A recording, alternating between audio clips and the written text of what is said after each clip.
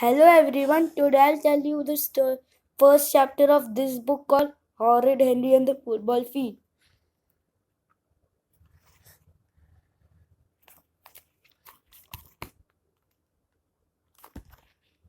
What are you? Chapter 1 Horrid Henry peeks at Peter's diary. What are you doing? Demanded Horrid Henry, bursting into Peter's room. Nothing, said Puffy Peter quickly, slamming his notebook shut. Yes, you are, said Horrid Henry. Get out of my room, said Peter. You're not allowed to come in unless I say no. Horrid Henry leaned over Peter's shoulder. What are you writing? None of your business, said Peter. He covered the closed notebook tightly with his arm. It is to my business if you're writing about me. It's my diary. I can write what I want to. Miss Lovely said we should keep a diary for a week and write in it every day. Boring, said Henry, yawning. No, it isn't, said Peter. Anyway, you will find out next week what I'm writing. I've been chosen to read my diary out loud.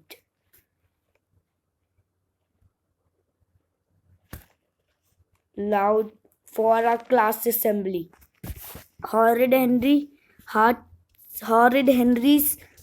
turned to ice. Peter read his diary out loud so the whole school could hear Peter's lies about him. No way! Give him that! Screamed Horrid Henry, longing for the diary. No! Screamed Peter, holding on tight. Mom, help! Henry's in my room. And he didn't knock and he won't leave. Shut up, tattletale, hissed Henry, forcing Peter's fingers off the diary. Mom, shrieked Peter. Mom stormed up the stairs. Henry opened the diary, but before he could read a single word, Mom burst in. He snatched my diary and he told me to shut up. Henry, stop annoying your brother, said Mom. I wasn't, said Henry. Yes, he was, sniveled Peter. And now you made him cry, said Mom. Say sorry. I was just asking about his homework, protested Henry innocently. He was trying to read my diary, said Peter. Henry, said Mom, don't be horrid. A diary is private. And now leave your brother alone. It was so unfair. Why did Mom always believe Peter? Horrid Henry was stalked of Peter's bedroom. Well, no way was Henry waiting until class assembly to find out what Peter had written. Sneak, sneak, sneak. Horrid Henry checked to the right. Horrid Henry checked to the left. Mom was downstairs working on the computer. Dad was in the garden. Peter was playing a goody-goody Gordon's house. At last the coast was clear. He'd been trying to get hold of Peter's diary for days. There was no time to lose. Tomorrow was Peter's class assembly. When he mentioned Sunday's food fight, when Henry had been forced to throw soggy pasta at Peter, or when Henry had to push Peter off the comfy black chair, or pinch him, or just when Henry banished him from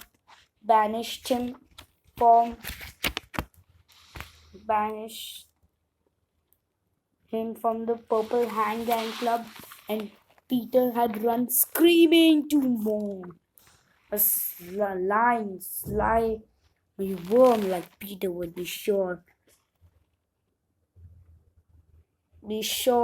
to make it look like Henry was the villain, and when in fact Peter was always to blame. Even worse when horrid lies had Peter been making up about him, people would read Peter's ravings and think they were true.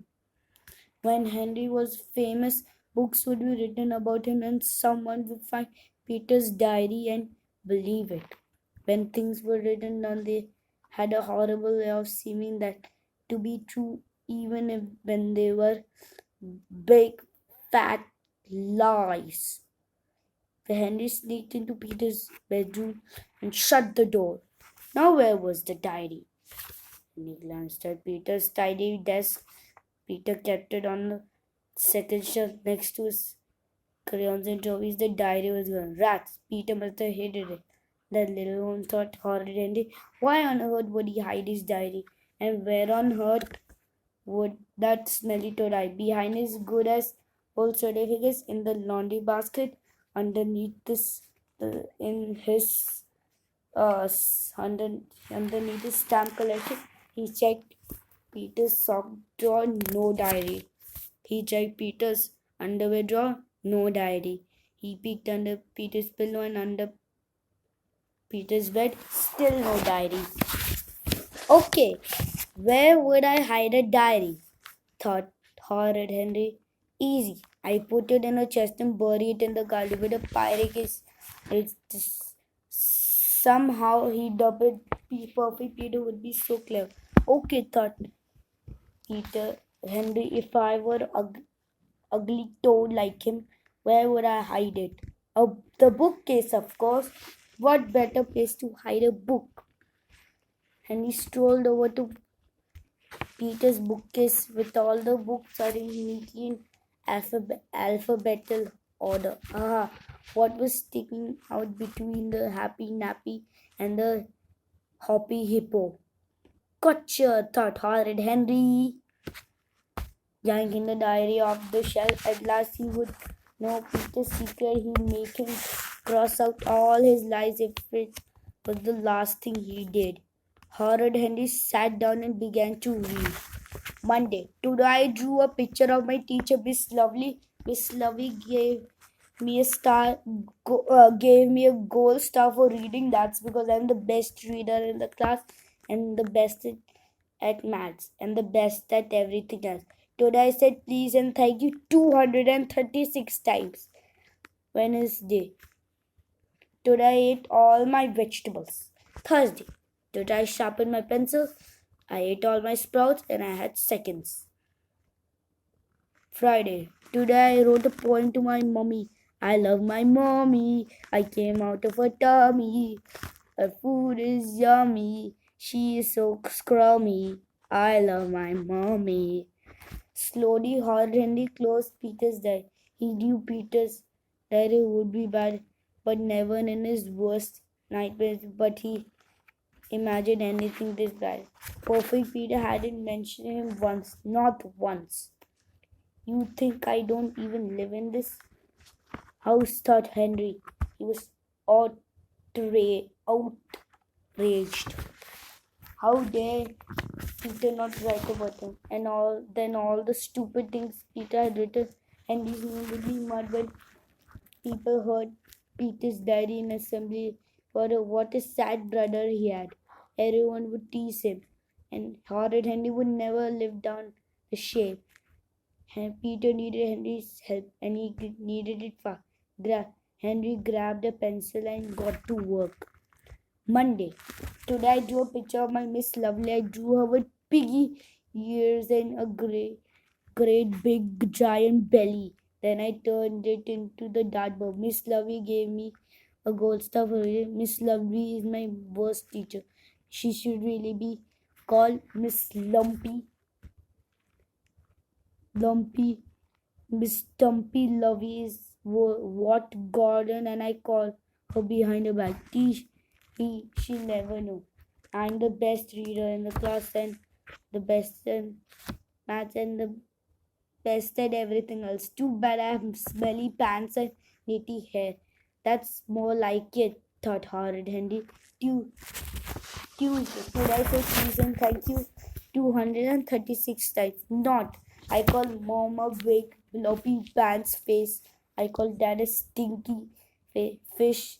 Then I played pirates with the world's greatest brother, Henry. I wish I were as clever as Henry, but I know that's impossible. Wednesday. Today I ate all my vegetables. Then I sneaked loads of sweets from the sweet jar and lied to Dad about it. I'm a very good liar. No one should say ever believe a word I say. Henry gets the blame, but really everything is always my fault. Thursday. Today I sharpened my pencils all the better to write rule notes. I ate all my soda and had second, then threw up all over Mom. Ew. Ew. What a smell. I really am a smelly toad. I'm so lucky to have a great brother like Henry. He's always so nice to me. Hip hip hooray for Henry. Friday.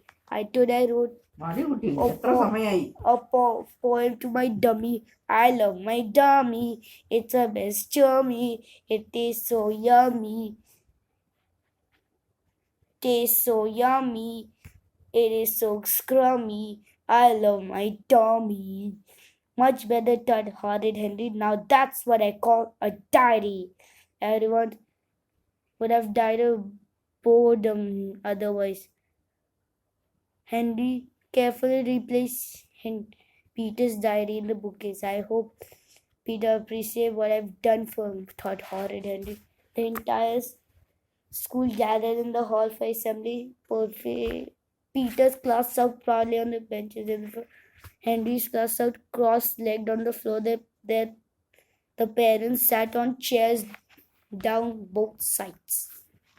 And then waved a he waved shyly back. Miss Lovely stood up. Hello, moms and dads, boys and girls. Welcome to our class assembly. This term, our class has been keeping diaries. We are going to read some of them to you now. First to read will be Peter. Everyone pay attention and see if you can be as good as I know Peter has been. I like everyone to hear to copy one of Peter's good deeds. I know I can't wait to hear how he has spent this last week. And Peter stood up and opened his diary and in a big, loud voice he read. One day, I drew a picture of my teacher, Miss Lovely. Peter glanced up at Miss Lovely. She beamed at him.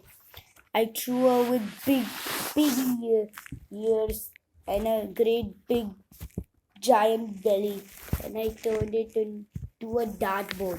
It was always difficult to read out loud and answer what he had read, but something didn't sound right.